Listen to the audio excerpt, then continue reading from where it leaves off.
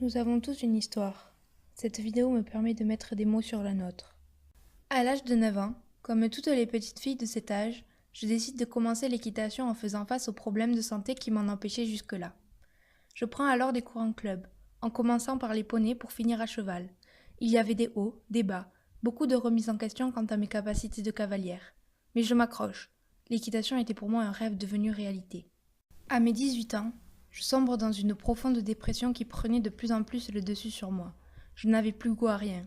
J'avais perdu toute motivation.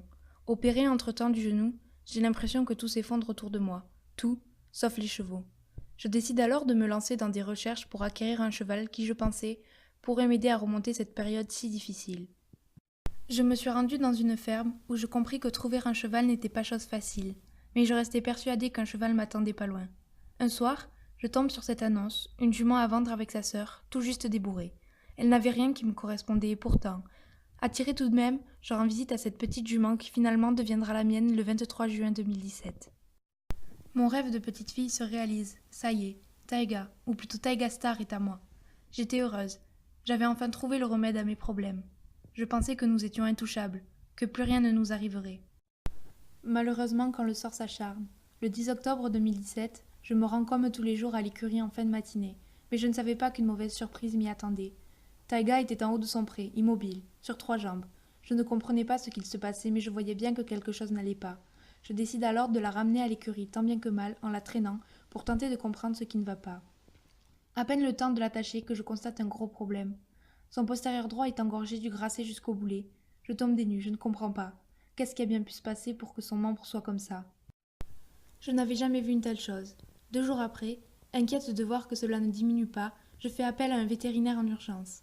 La vétérinaire ne comprend pas non plus la cause d'une telle blessure. Ah oui, parce que le gonflement a été provoqué par une petite plaie d'à peine 1 centimètre au niveau du jarret. Mais peu importe. Je veux juste que Taiga aille mieux, le reste n'était pas important. Les jours passaient, le jarret ne dégonflait pas malgré les pansements et les médicaments. Alors, nous avons refait venir un vétérinaire pour faire des examens complémentaires. Selon lui, il faut reprendre les médicaments et attendre. Malgré tous ces soins, Taiga ne retrouvait pas l'usage de son membre et nous décidons de nous rendre à la clinique du cheval pour faire d'autres examens plus précis cette fois. Le verdict tombe. Taiga a une perforation des ligaments collatéraux du jarret. Et comme si ça ne suffisait pas, l'os a été touché et en prime, il semblerait qu'elle ait aussi une entorse. Tout s'écroule autour de moi. Ce poney que j'avais tant attendu est maintenant condamné à des mois enfermé dans un box. Triste et en colère de la situation, nous décidons de quitter l'écurie où nous étions depuis le début. Accueillis très chaleureusement dans notre nouvelle écurie, il a fallu du temps à Taiga pour comprendre ce qu'il se passait. Elle était toujours blessée et se retrouvait dans un nouveau box, une nouvelle écurie où tout lui était inconnu.